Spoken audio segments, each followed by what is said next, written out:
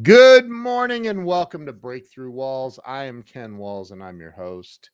And today I have the one, the only Mr. Andrew Locke will be joining us. You guys may or may not have seen him before, but he is one of the top Disney experts in the world. He is more traveled than anybody I know. Like the dude is always, it's like, where in the world is Andrew? Like, get rid of Waldo. It's Andrew now. So stay with us. We're going to chat. We're going to have a lot of fun. And please be sure to share this out to all of your friends. See you in a minute.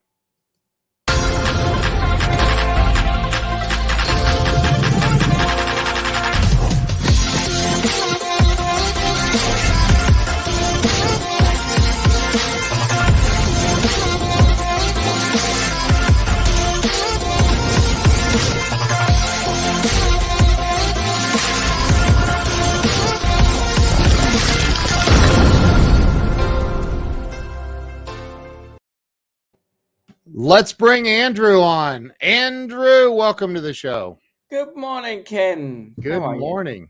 You're in the United States of America today. Yes, I am. The last time I spoke with you, I believe you were in Spain. Yeah, that's where I'm living at the moment. It's funny what you mentioned about where is Andrew, because that is literally what that's the game that my friends and family play. So you were spot on with that.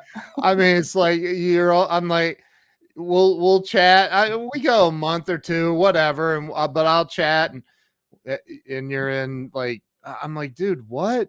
Like you were just in Nova Scotia the other day, and now here you are, and I do enjoy travel. Indeed. You do, and I love that about you, man. So you know, you've been on before. You've shared your story, you've shared your history with the audience before, but I do want to talk a little bit about well, you have this amazing book, Walt Disney's Way. Thank you.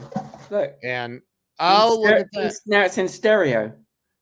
Why is yours a different color? Because it's just the webcam, you know. Oh, it's not a different color. I wonder if mine.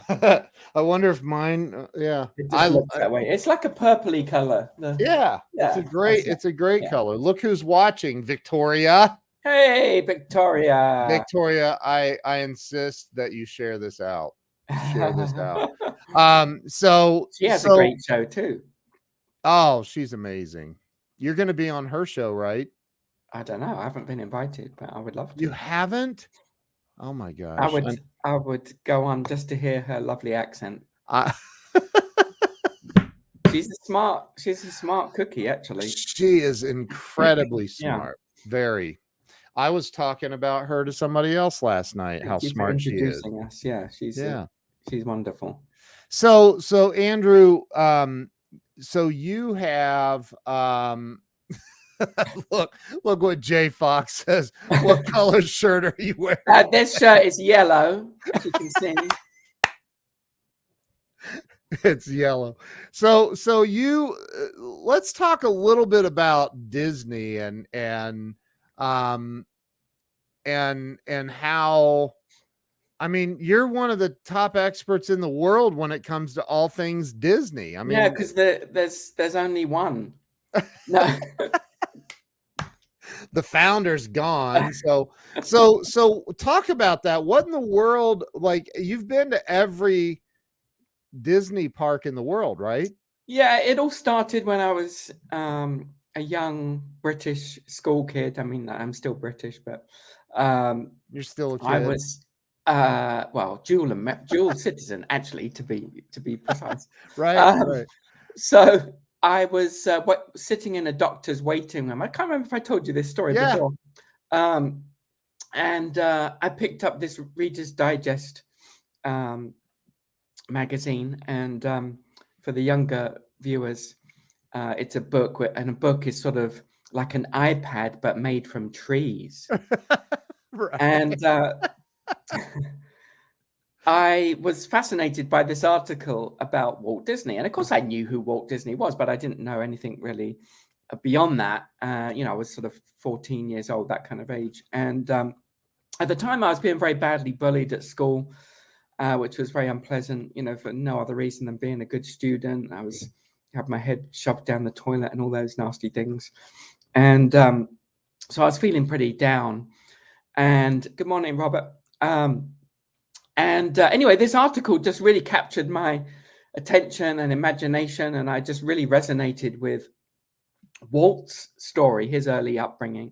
Yeah. And I was so fascinated. I sat up in bed that night and read the full article. And from there, I was, excuse me, it literally started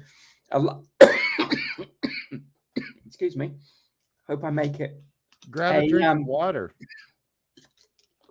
A lifelong obsession with Walt, and just really analyzing who he was and what because he was certainly a genius, visionary.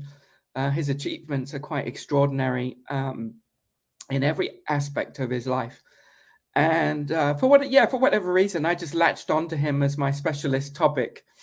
And thank you, Victoria. I wish I'd known that back then. There's Jill. Jill's on here too. Hey, Jill, nice to see you. So I just, I read every book about him that I could find. I watched every documentary, and there's a bunch of them. And eventually, oh, excuse me, just dry. Eventually, I was able to visit all the Disney theme parks around the world, which was a real treat. And it just about 4 or 5 years ago, I realized that there wasn't really a book specifically for entrepreneurs. So that's why I decided to write the book. And so so you've been to every Disney park in the world, right? I have. Like there's one in Japan, isn't there? Like they're probably everywhere. Hundreds of times. What? I don't know if I'm just going to raise my laptop up a little bit. Hundreds of times. To each one? Certainly to Florida and Disneyland. I've had annual passes for years for those. In fact, there's a special annual pass that most people don't know about that actually gives you access to all the parks all the Disney parks in the States. But there's actually 2 in Japan, which are by far the most detailed and elaborate of the Disney parks, though they spent the most money. Disney, interestingly, doesn't own the Japanese parks. They had a consortium of investors approach them around the time that they were planning Disneyland Paris, originally called Euro Disney. And so it was just too much for them to do it themselves, and they didn't have the money anyway. So, but this group of investors said, if we pay you a ton of money, can we build a park and operate it, under your guidance and direction, essentially a licensing deal. So that's how that one came about. And wow. They spent way more money than any other Disney park in the world. And it shows. It's hi, Andrea. Do you know Andrea? It's incredible. They have a Disneyland, which is very similar to the original Disneyland in California, but they also have a park next to it called Disney Sea or Seas, which is it's actually right along the coast, and it's water. A lot of the attractions are water themed, but it's completely like any other Disney park. It's huge. It has many great rides, shows, and attractions, and themed areas. It's wonderful. It's really, really incredible. Victoria asked what my favorite is. I would have to say, actually, and I didn't think I would say this before I went, but Shanghai, which is the most recent, and the reason Shanghai. Did you know there was a park there? No, Shanghai. Yeah. So that opened probably, I'm guessing, like maybe 5-6 years ago, something like that. And It is by far the most technologically advanced Disney park. In fact, any theme park in the world. It's incredible. They have the Pirates of the Caribbean ride. I went with a friend of mine, and we both looked at each other after the ride finished. We were like, this was absolutely insane. Like, it's so difficult to describe that ride because the ride actually takes you underwater, not literally, but you feel like you're underwater, and you go past these massive pirate ships, and it's on a whole different level of technology. It's also where they have the Tron ride, which they're now building at Magic Kingdom in Florida, and they've had that ride for 5 or 6 years, where you literally step onto one of these bikes, which is all lit up in neon. It's a single rider roller coaster. There's nothing like it anywhere in the world. Very innovative. Anyway, so yeah, it's I would say Shanghai, and then the 2 parks in Tokyo would be my favorites. So the US doesn't even get in the top 3. Wow. Well, where it all started. I mean, I love them all, in truth, I do, but just in terms of, you know, because they're more recent, and, you know, for Japan, they spent so much money on it. It really shows, you know, they're so unique. Wow. So yeah, it's a lot of fun. Yeah. Wow. So what, I guess my question would be, what in your mind, is it the technology that separates the number 1 from number 5, or what? In terms of Disney,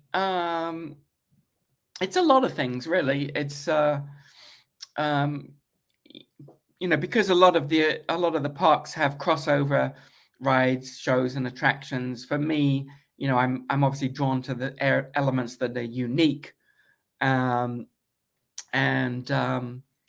interesting. Jill said she's got a great aunt who worked for Walt. That's very interesting, because we can come back to that, because there's a very specific requirement to have your name in a window. But yeah, so you know, the uniqueness of different attractions and shows and so on. And they have a park in Hong Kong too, which is one of the, I think it's probably the smallest one, although they have made some expansions there. And just seeing how they've sort of integrated the different cultures there. You know, when they built Paris Disneyland, that was one of the first to really embrace alcohol, which was different at the time. Since then, you know, many other parks have done in a lot greater extent. But it's just interesting to see the cultural differences, how they've approached fitting the park into, so it sort of bridges both American culture and the culture of the local country. And that's one of the joys of travel, to be honest, is just experiencing different cultures and different ways that people do things around the world. You know, it makes you far more tolerant of different cultures. It makes you far more aware. And it's just, you know, it's fun and exciting to do that. And, you know, generally I found that the average person that I meet around the world just is, you know, wants to get along with their neighbor, whoever that may be, even if they're from a different country. And you know, that's a nice thing to remember, because there's so much divisiveness and political unrest, unfortunately. But my experience has been that the average person is very kind and helpful and wants to get along with their neighbor. I totally agree with that. So let me ask you, how many countries have you been in? Oh, you know, I've never counted, but the only continent I haven't explored extensively at this point is Africa. No particular reason for that, just sort of circumstances. Yeah. But yeah, I mean, it's wonderful to see the world, and just incredible variety, absolutely incredible variety. Yeah, that's true, Jay. The hidden Mickeys, yeah, they like to, the Imagineers like to sort of integrate and embed some fun stuff for the repeat visitors to find. Yeah. and I know, I know we want to talk about travel and stuff, but I want to ask you, because I know you also do, people sign up with you to go on these private Yeah, tours of yeah. Disney. Now, do you get access to areas that the average person doesn't?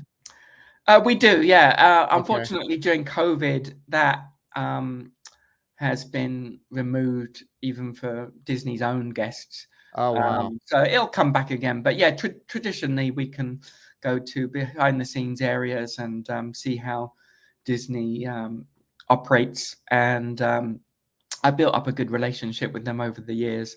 They do have their own internal training program called Disney Institute, which is offered to corporations and very large companies, that kind of thing. But it's not really relevant to entrepreneurs and small business owners. Yeah. And it's also, very, very expensive. So that's why I put together my program. I've been taking groups to Disney parks for, probably coming on 12, 13, 14 years now. And Wow. it's a lot of fun. It's one of my favorite things to do, Yeah.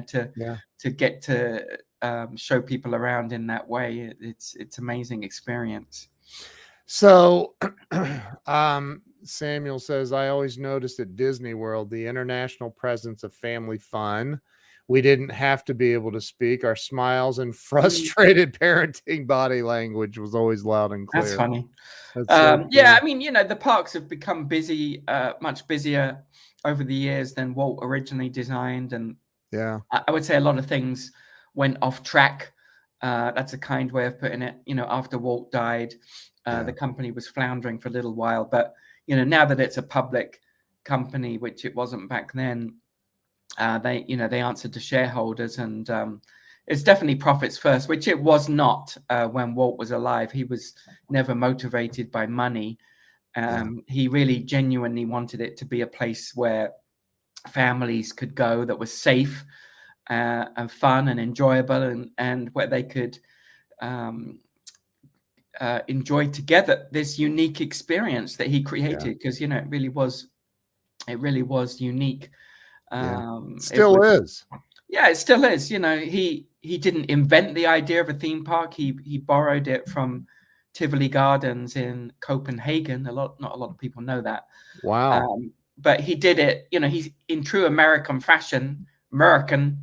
He American. supersized it, and really went all out to make it American style, and did a great job. It was amazing. But he did not invent the concept of a theme park. Right. So let me ask, first off, how many Disney theme parks are there? Well, there's two in California. The original one was Disneyland, which opened in 1955. Then there's California Adventure, which opened in the, I get my dates mixed up here, maybe late 1990s. And then in Florida, we have four. Magic Kingdom, Epcot, which is probably my favorite of the American parks. Wow. Disney Hollywood Studios, and Animal Kingdom, which was the most recently opened one. But those are all the same, aren't I mean, they're on the same. I know they're different parks, but they are classified as different parks, because remember, in Florida, which is where I am now, yeah, Disney has 43 square miles of space that's crazy that they man. bought originally. Jeez. So those there are plenty more to expand. But yeah, four parks in California, one in Hong Kong, two in Paris, one in Shanghai, and two in Japan.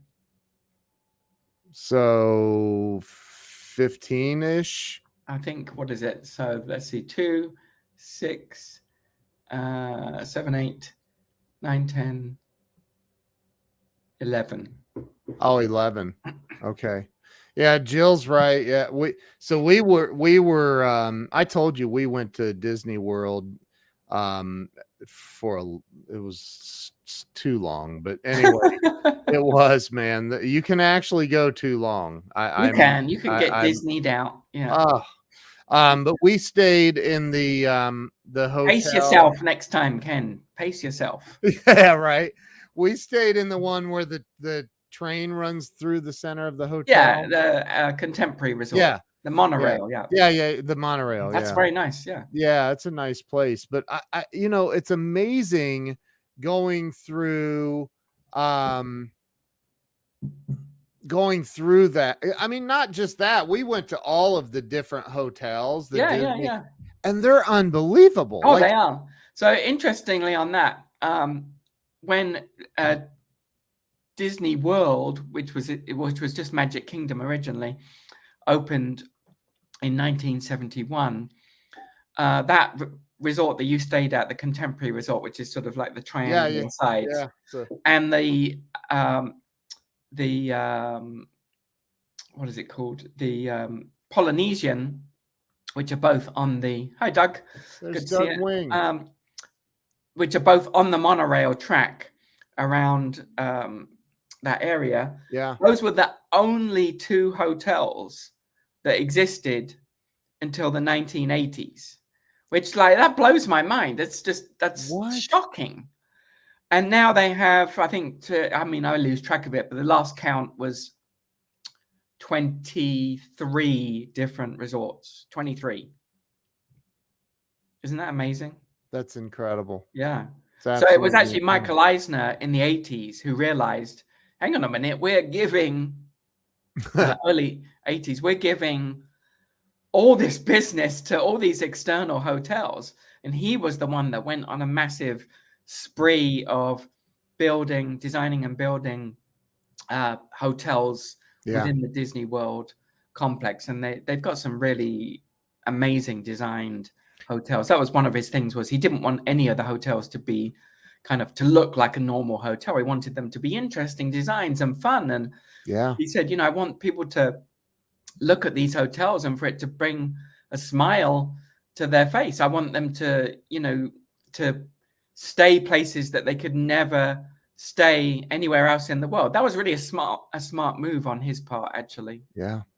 Because you go to, this is on a way smaller scale, but here in Ohio, we have Cedar Point and we have Kings Island, right? Yeah. And there's all these little crap hotels around that and they get the business. That's what happened in Disneyland or around Disneyland. That was actually one of Walt's biggest regrets, was that after Disneyland became popular. So remember, when Walt built Disneyland, there was nothing around it. He built it in orange groves in Southern California. There was nothing around it. It was just empty land. But as soon as Disneyland became popular, all these other companies started buying up the land as fast as they could, faster than Walt could even realize. Oh. And they built these cheap, tacky hotels, some of which are still there in the Anaheim area, what's known as Anaheim today. And it was one of Walt's biggest regrets. He hated the fact that immediately around the perimeter were all of these crappy hotels and, just nasty souvenir shops and so on. And so that was the reason why he bought so much land in Florida, because he really wanted Disney to be an escape from regular everyday life. He wanted people to be transported into this magical new environment. And it's also the reason why when you go to park, excuse me, when you go to park at Magic Kingdom, which was the original park, you have to take either the monorail or a boat across the lagoon, or in the monorail through the hotel where you stayed at, the Contemporary Resort. Yeah. So there's this separation. So he was a real. He really felt strongly that there needed to be that separation. So that's why that exists. It was directly because of what happened at Disneyland. He was really upset by what happened with all those nasty hotels that sort of sleazy and Yeah. with these souvenir shops, just very tacky. Yeah. Jeff worked for Disney ABC. He actually, that's Jay Fox that was just on. He's a nationally syndicated radio host, buddy of mine. And he's saying that Michael Eisner was a big plus for Disney. So I think, like all of your travels don't necessarily have anything to do with Disney, right? Well, sometimes they do, but not the sole reason by any means. No. Yeah. So you've you don't know how many countries you've been in? No, exactly? I should count up. Certainly 10. Oh my goodness, over 150 for sure. Yeah. What? Yeah. 150? Yeah. Wow, man. That's insane. Yeah. Why? I love travel. Why not? I know. Travel. So what are some of the, because I know you have this unbelievable show and everybody needs to go to, I'm going to put your website up because thank you. travelproshow.com, and follow you, subscribe, buy everything you're selling, like, which I don't even know if you're selling anything. I'm not selling anything actually on Travel Pro Show, but it's awesome, man. I've watched some. Yeah, it's a passion project right now. And it's really, I started it during the pandemic, which is not a great time to start a travel show. But yeah, I really just wanted to share, first of all, my passion for travel, but also more than that, for what I call travel pros, which are people that do travel a lot, right, either for work or for fun.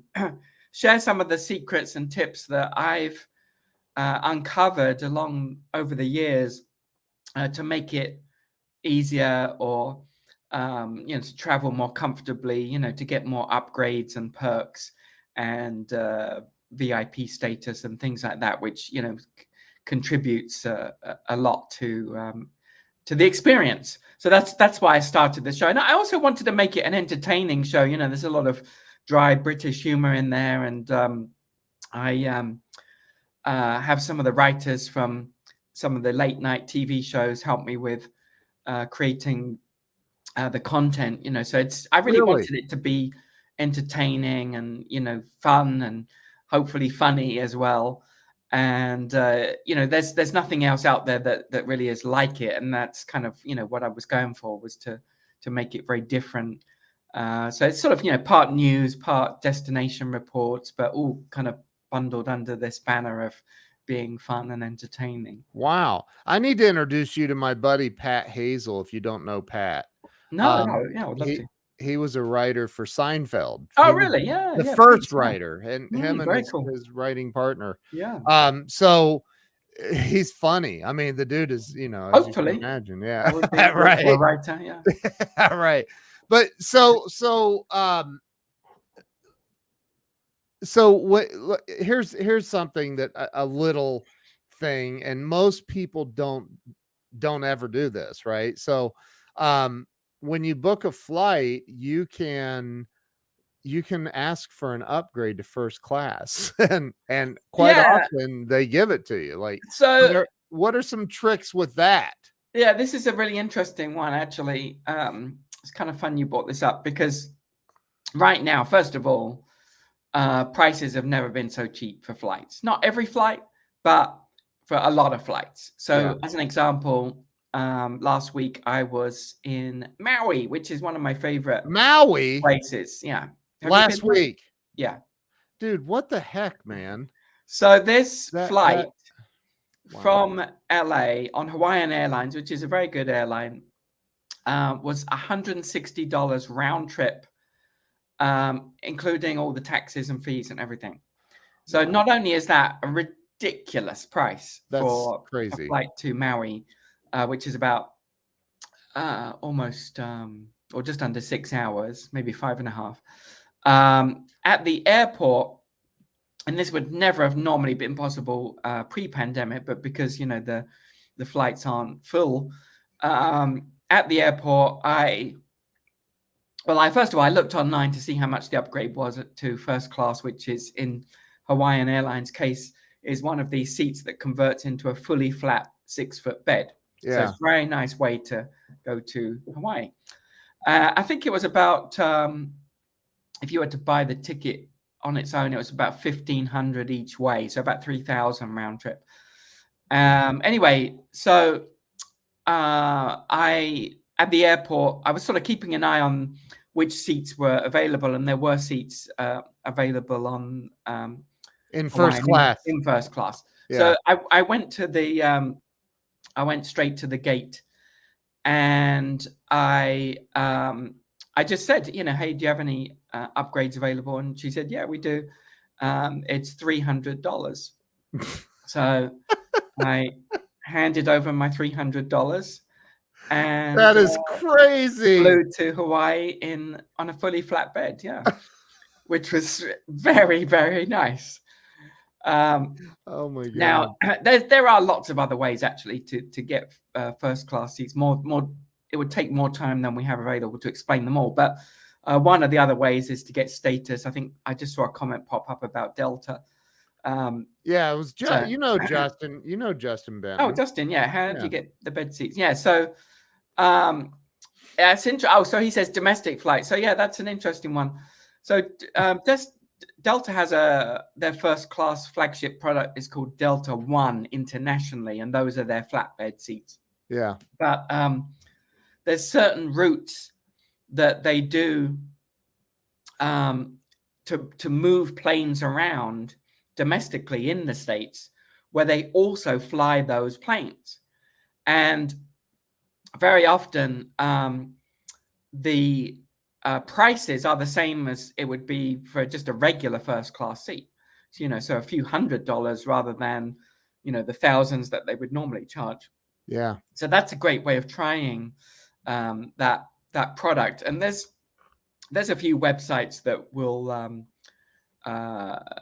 enable you to see what routes they are. Delta doesn't tell you, you know, there's no list, but if you go to a site like, excuse me.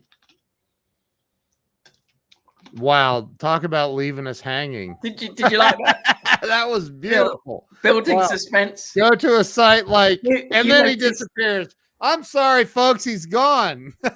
Come back after the break, and I'll. This show is brought to you by Disney. Sites like that's just teasing. Sites like thepointsguy.com. You can find that. Hey, Jamie, nice to see you. Jamie, love Jamie. You know Cynthia Mannion. Hey, Cynthia. She came with me on my last Disneyland trip, which was. Is she awesome or what? Actually, no, Disney World. Yeah, which was. Look. Yeah, and Justin came with me to Disneyland. Wow. He said, and Andrew got us on the Incredible Star Wars. Yeah, I set it up nicely because I told them, which is true, that currently you can only get on the number one ride in the world, which is Rise of the Resistance, the new Star Wars ride at Disneyland and Disney World. You can only get on that ride via a lottery. Can you believe it? So they have a lottery every morning at, I think it's like 7:00. Wow. And you have to press a button in the app, and it's just total luck of the draw as to whether you get oh my gosh, you know, whether you get on it, because there's more supply or more demand than supply. Yeah. Anyway, so I was telling them this during the day because I knew Justin really, really wanted, that was his big thing. He wanted to see the Star Wars land and everything. Anyway, so right at the end of the tour, I said to them,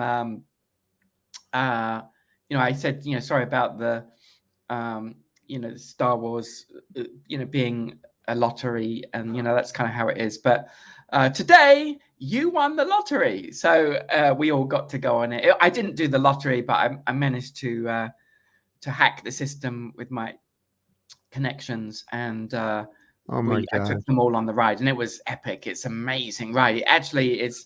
It's a very difficult ride to describe because it actually combines 4 different ride technologies that exist, and it's one big long ride. And I mean, you're on the ship, you've got these you know, the big walkers like over the. It's just like there's a lot of things in there that you think, how the heck did they do that? It's even someone who's into technology would think that was jaw dropping. So it's by far the #1 ride in the world. I mean, they really went all out with this ride. It's incredible. So I have a question that's not Disney related necessarily. Okay. Because the Travel Pro show is amazing. Everybody needs to go watch it and subscribe to your stuff. But besides America, because I know that's your favorite. What's your favorite country in the world that you've visited? I said besides America. It's funny. That's a really tough question because I like different places for different reasons. But I can certainly give you a top list. How about the top 3? Top 3, okay. I would say Hong Kong. Which is, I guess, it's debatable whether it's technically a country, and it's certainly changing a lot. But I love Hong Kong, Dubai, and Thailand would be my top 3. Really? For different reasons. Thailand for the food and the people. Dubai for having by far the most jaw-dropping, incredible attractions in the world. There's more Guinness records related to places like, the tallest hotel and the indoor skiing and the largest shopping malls, and just you could go on and on and on. The Palm Island that goes 8 miles out to sea with Atlantis at the end of it. I mean, it's absolutely incredible place. And I've got a lot of stuff coming up on the show about Dubai. And then Hong Kong for the really unique way that East meets West. It's extremely modern in some areas and extremely traditional in others. And it's just a fascinating mix of those two elements, really. I haven't seen that anywhere else in the world. Different places for different reasons, and but the whole world is just an exciting place to explore. And I read a sad stat that I think it was only 7% of Americans actually have a passport. And while I agree that America has incredible diversity and just it's like many, many different countries rolled into one. It really is. And I love exploring the States. But, beyond the borders, there's so much more to discover too, which is one of the reasons I'm living in Spain at the moment. Not forever, but just for a period. It's, it's a marvelous, wonderful experience. Yeah, epic adventures. Travel is just such a great way to broaden your mind, broaden your horizons, meet new people, experience different cultures. And many, many more benefits too. So I'm so glad that I discovered travel fairly early on. For me, it was the very first trip was to, bizarrely, Bulgaria, which was simply because it was the cheapest place that the travel agent offered my parents, and they'd never been. It was very much communist country, but I was a wide-eyed, probably at that time 6-year-old, something like that. Wow. And I remember it vividly because I was in awe at this very different place from where I'd grown up. It's fascinating. Now, you grew up in England, right? Like, yeah. I've been grew up in England and like in London or around just outside London, to the west of London. Okay. And I had the opportunity to live in Madrid when I was in my early 20s, which was great.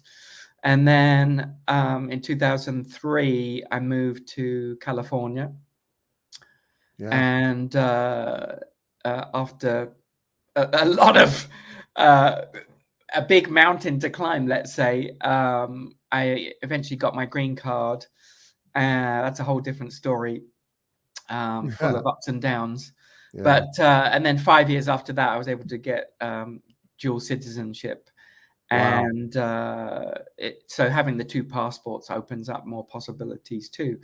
And but you know, I still travel extensively, as you know, and it's just Yeah. a wonderful thing to be able to do. So Spain, and I mean, I'm embarrassed to even say this. I've never been out of the continental United States. Oh my God. I know. Well, I've been to the Caribbean. Does that Okay. count? On a cruise, but so my, you know, why Spain? It seems like such an old country, and I don't know anything about it. So, but why would you go? You know, I think I want to live in Spain now. That is part of the appeal. I went through a challenging breakup last year, and that led me into a bout of depression. And because we'd been together 5 years, and it, you know, it really hit me hard. I thought my life was on one track to you know, to be married, and turned out she was on a different track. Let's say that. Oh wow! And yeah, it really knocked me. And you know, of course, this is during the pandemic as well, and jeez, I really just needed a change, and I needed to be somewhere that was therapeutic, and you know, that was supported my emotional state at the time, which was, you know, not so good. We all go through ups and downs in life. Yeah. And I had some friends there that I visited in the summer, and it reminded me how much I loved it. So, you know, there's a number of reasons. First of all, it is like going back in time, and for me, I loved that. You know, I loved sort of a simpler life. Where I live is in a excuse me. By the way, while he gets a drink of water, I have to point out you have the most amazing glasses, dude. I love thank you. Those frames are awesome. So I do like them. They got red inside. Look. Yeah, I know. It's so awesome. So so I visited these friends, and I realized that how much I love Spain. And I live not in the mountains, in a valley, but I'm surrounded by mountains. I'm surrounded by natural beauty. Wow. It's very unspoiled. Going to the little, I mean, I live in a village, right? So it looks like a movie set. You know, it looks like it, you know, because it's you know, many hundreds of years old, if not over 1,000 years old. So, you know, all the buildings are very old, little narrow streets, and just wide enough for one car to get down. There's no, you know, big shops. It's all these little kind of quaint little restaurants, local restaurants, and the food is amazing. The wine is amazing, and the people are amazing. It's just a very relaxed lifestyle. You know, in an evening, I can go to the village square, which is behind where I live, and they might have a little bit of music playing there. I can read a book with a glass of wine. I can chat with some of the locals. You know, if like me, you know, you needed to be in a place where you needed to recoup and recover, and just, you know, have a complete change of pace, and you know, get into a better mental state without the fast pace, you know, life going on around you. There's no better place than the Mediterranean, you know, which encompasses Portugal, Spain, south of France, Italy, Greece. Crazy. Wow. All of those are absolutely wonderful places. Wow. It's like going back in time. That's the best way I can describe it. You know, not in a, that's not in any way, you know, critical. It's just that, you know, we tend to live very fast-paced lives. And sometimes we just need to take a step back and say, hey, just appreciate what's around us. Yeah. And going for walks and bike rides within this incredible jaw-dropping scenery that's around me. I liken it a lot to, if you've ever been to a place like Santa Barbara or Laguna Beach, somewhere like that in California. It's very, very similar. Some beautiful coastal roads, some beautiful coastal resorts. It's just a very peaceful place. The food is absolutely amazing, very traditional food, the tapas. Every restaurant serves tapas. By law, every restaurant in Spain has to offer a 3-course daily menu for about €8, which is like $10. Wow. With a glass of wine. And so, it's Jamie's going to Santa Barbara. Yeah, I love Santa Barbara.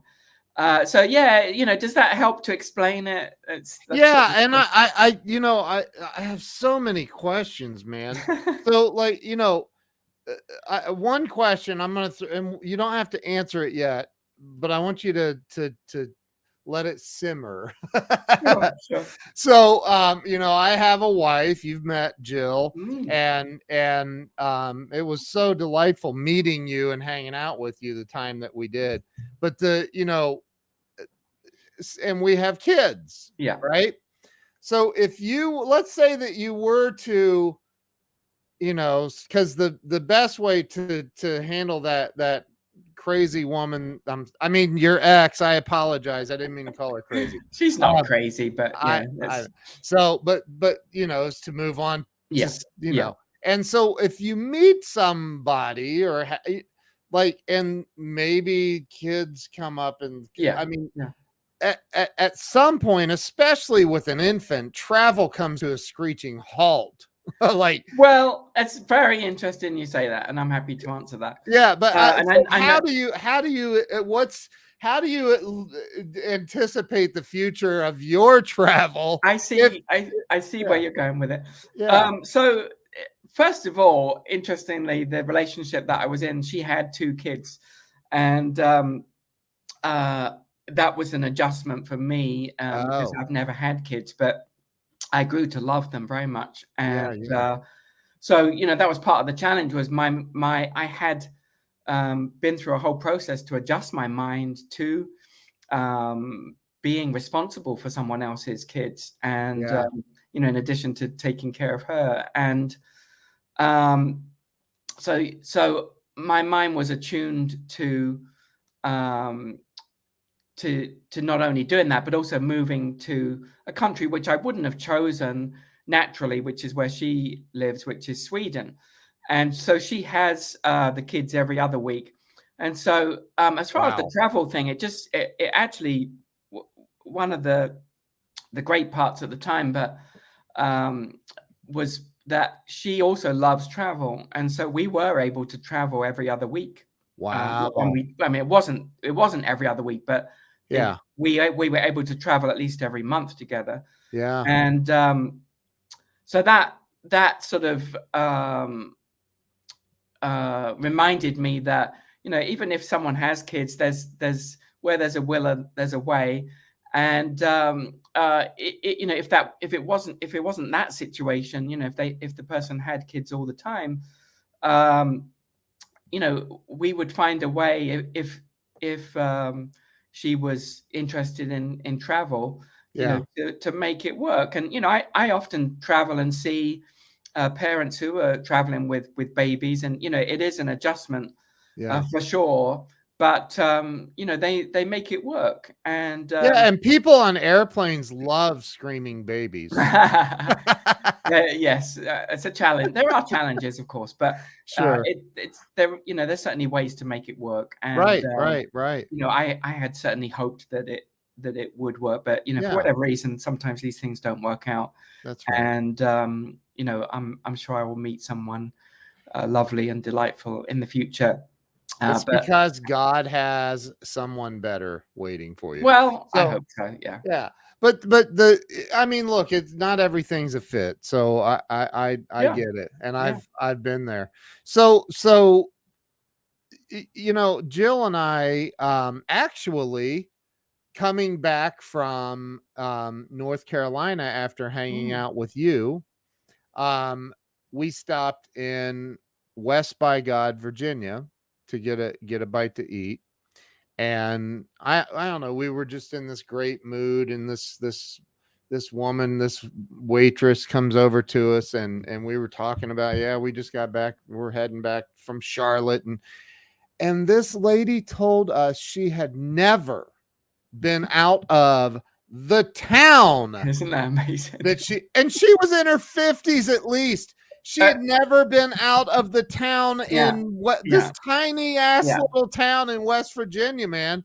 And I Isn't was like, that isn't that what? amazing? I that used to shock me, but having traveled extensively around the States, it doesn't shock me now. In fact, I sort of expect it in certain areas. Really? Certainly Middle America for sure. I come across that a lot. You know, and I'm just this fascinating British guy, because you know they've never heard the accent, they've never met someone from outside their town, let alone you know another country, and so you know we have good fun with that. But yeah, it is, well, you know, it sort of speaks to the 7% stat that I mentioned earlier. It's crazy. By the way, you sort of mentioning that made me think of something that I wanted to share that if Victoria's still watching, she'll get a kick out of. Was I was in St. Augustine at the weekend. I've never been there, and I absolutely loved it. It's In just Florida, St. up the coast in Augustine. Florida. Yeah, have you been Yeah. there? Oh yeah, Jill and I went up the lighthouse. Did you go up the Yeah, it's lighthouse? beautiful. I loved it. Amazing. The weather was horrible, but I'm going to Yeah, go back because I loved the place. It was it's awesome. beautiful. Live music, Yeah. beautiful scenery, the history and the museums. I loved it. Yeah. Anyway, on the drive there, I was driving with a friend, and I suddenly said, "What the heck is that?" And I pointed over, and I'd never seen anything like this in my life. And he said, "That, oh." And it was like this gas station with 100 pumps, and it was like this massive building. And he goes, "That is called Buc-ee's." And Yeah. honestly, It's I made him like pull. I was like, "We have to go in there."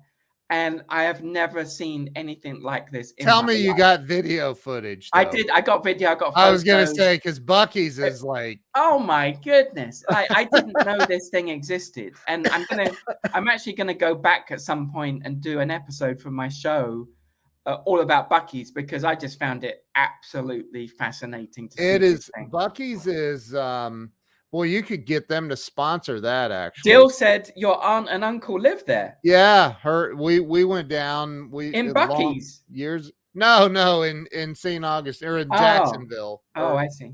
right or not Jacksonville. It's right outside of St. Augustine. Yeah, Yeah, we spent about a week down there. It's beautiful. there's me with Buc-ee himself. I That know a is lot so about funny. Buc-ee's now. Yeah, There was Bucky's like, is it's honestly, there was like this row of what do you call it? Beef jerky, right? Or yeah, jerky, which yeah. we don't even have in England, really. You There must don't? have been like What? 50 different flavors. I know. Dude, It was Bucky's absolutely incredible. I can't believe you've not been Bucky's is modeled after Disney, dude. It's I'm amazing. kidding. I It's love it. massive though. Yeah. It's Oh, crazy. I've never seen anything like it in my life. So, Yeah. and it started in Texas, is that right?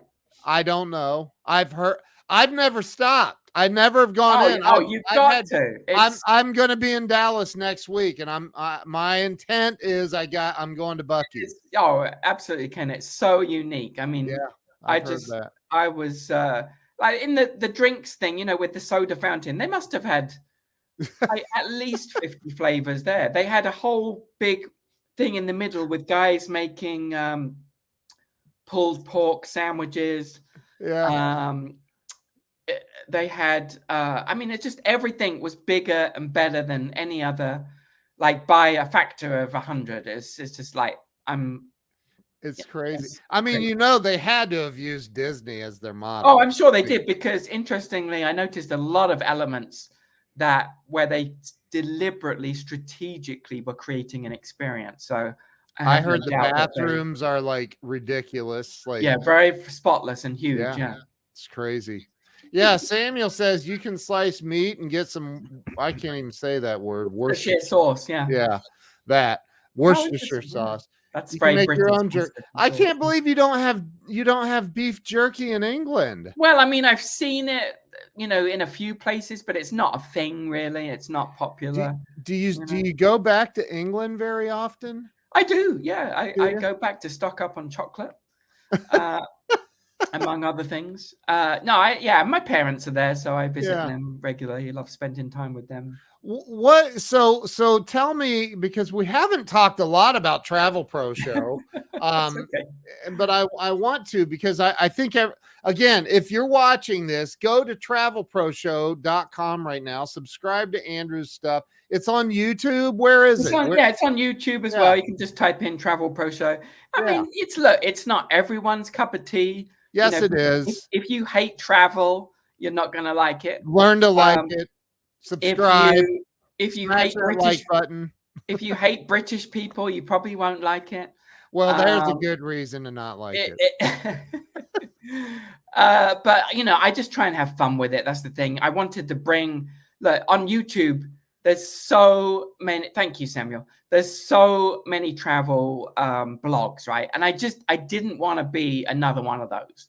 Yeah. So I put an enormous amount of effort into making a format of a show that it's got a lot in common with the late night TV shows in terms of the humor and the style, but also it's really geared towards helping you to travel smarter. So, like I said before, getting more upgrades, getting more VIP status, getting more perks when you travel. If you've money saving.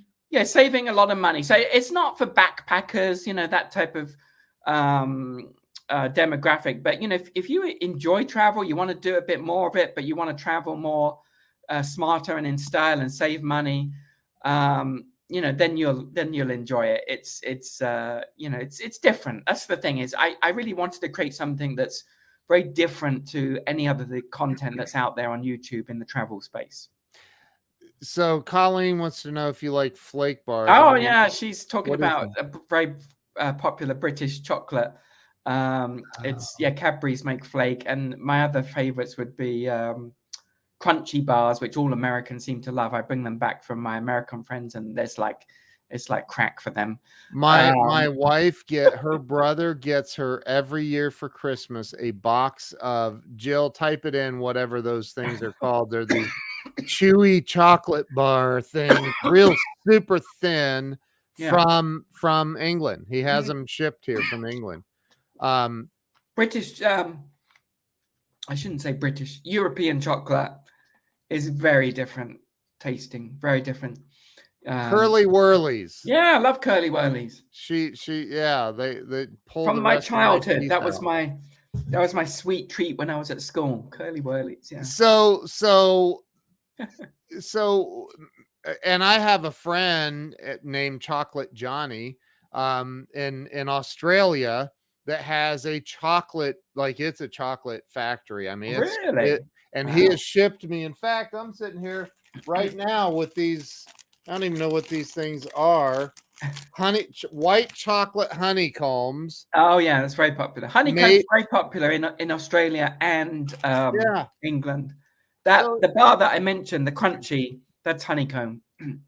Okay, so you've been to Australia. I'd love to visit your friend's chocolate factory, by the way. That would be a treat. I'd do an episode on that. I will connect you guys on Facebook Messenger. He's awesome. You'll love. If it involves chocolate in Australia, sign me up. Yeah, right. So what? One last question, because we're approaching an hour together, and I could talk to you all day. I used to hate the British accent until I met you. And then I have one other friend, and well, a Take it as a couple. compliment. Andrea Levenscott, who was on here earlier, she's in England. Oh, And then another friend of mine, David lives over there. He's Dave, yeah. he yeah, he's an interesting guy. But anyway, um, what made you decide to start? I mean, because you're right, there's a lot of travel shows. What Mm. made you decide that you're going to throw your hat into that ring and start? Because I love what you're doing. It's awesome. But why did you decide to start the show? A couple of reasons. One, I had done a show which I had started in 2007, I think. Okay. Which was originally, it was a business show, which was my sort of primary topic, called "Help My Business Sucks," which eventually got changed the name to "Help My Business." But that was Yeah. that went to #1 on iTunes, and I did that show for about 12 years, and I really felt like I had sort of done everything that I wanted to do with that show. It's a lot of work to create a show like that, Yeah. video, and to make it entertaining and so on. And very proud of the accomplishment that that it became so well known and put me on the map and led to speaking gigs all over the world and so on. Yeah. But so that was one aspect of it. So I was looking for a new challenge, and I specifically wanted to do something that was not in the business space. I wanted a new challenge where I could go into a topic that was not business related, but to use my marketing skills to grow it. So the travel naturally came up because it's something that I'm very passionate about, and I have a lot of knowledge in too. Chocolate Johnny, yeah. Now I'm curious to meet Chocolate. Yeah. John Capos is his name. And but combined with that, there was also a practical reason of doing, or another benefit of doing the travel show, in that everywhere I travel, it's a write-off because I'm creating content. So as far as a practical benefit, that was a big one. And so yeah, just it was a very natural choice once I had finished the other show, Help My Business. Yeah. It was a natural follow-on to go into another area that I was passionate about and knowledgeable. And I always recommend that in terms of coaching people, that they stick to areas that they're passionate about, because if you, as so many people do, they tend to jump on a bandwagon, and invariably they end up giving up, because there's no easy path to success. There's always going to be roadblocks and obstacles along the way. But if you're passionate about a topic, it's going to make it way easier, because if you're enjoying what you do, it's going to make it, you're going to overcome those the trials and tribulations and so on. Now, are you making the Travel Pro Show? Is that also a podcast as well? It's not at the moment, but I will in the future. In fact, I'm just in the early stages of growing it, and we do transcribe it for those that prefer to read, and it's distributed like you mentioned on YouTube as well. Yeah. And actually, a couple of streaming channels have also picked it up now for distribution, which is amazing. Wow, that's awesome. So I'm really excited about that, and hopefully others will in the future too. So it's becoming increasingly available on different platforms. And it's you mentioned about the differences. The other big difference about it is it's high quality. My original background was a BBC cameraman and TV producer, so I know how to create good quality content, TV quality content. What is BBC? I'm just kidding. BBC, yeah. Yeah, that's right. I said, what is BBC? Oh, what is BBC? I'm kidding. So it's it's a very high quality show, which I'm proud of too. Yeah, that's awesome, man. Dude, maybe I'll start streaming your stuff too. I'll just start putting it out. Unless you have it all copyrighted and No, you feel free to. Yeah, it's there's no exclusive agreement. So yeah, absolutely. So Andrew Locke, I think first off, if you are not convinced, you need hopefully getting to know Andrew today. Go get a copy of his book, Walt Disney's Way. And it's on Amazon. Can they get it on a website or just go to Amazon? You can go to waltdisneybook.com, and there's the audio version there as well. If you buy the buy the paperback or the hardback version, okay. I give you the audio version for free, which is read by yours truly. And accent and all. Yeah, it's it's an easy read. I've spent a lot of time to make it an easy read, but there's also fascinating stories about Walt, a lot of very powerful business and marketing advice in there. And you know what one of my favorite things is about your book? Tell me. I'm going to tell you. I'm 53 years old, and I get these books that are like, 200 pages of 8-point font. Yeah. and yours has nice big print in there. It's easy to read. Yeah. The paragraphs are really separated. It's a very easy read. That was very strategic, again, to do that. And I'm thrilled with the response. I get emails, letters every week from business owners, entrepreneurs, CEOs from all over the world that I've never met that have told me, like, this is the best. Well, they don't say dude if they're English, but I would say dude if they're American. This is the best book I've read this year, and all these types of comments. And that makes it all worthwhile, because it's a real labor of love to many years worth of writing for, to create a book like that. So it's thrilling to get that kind of response. Ladies and gentlemen, Mr. Andrew Locke. Andrew, you are a rock star, man. You're one of my favorite people. And I think that, if you have a company and you need a speaker at your event, or like Andrew is a for-hire speaker, he only speaks for free if I ask him to, so don't ask. And I've never asked. So I love speaking, presenting, anything to do with marketing and Disney and so on. Can I share the website for that quickly? Yeah. It's andrewlocke.com, just as my name is, andrewlocke.com. Very easy.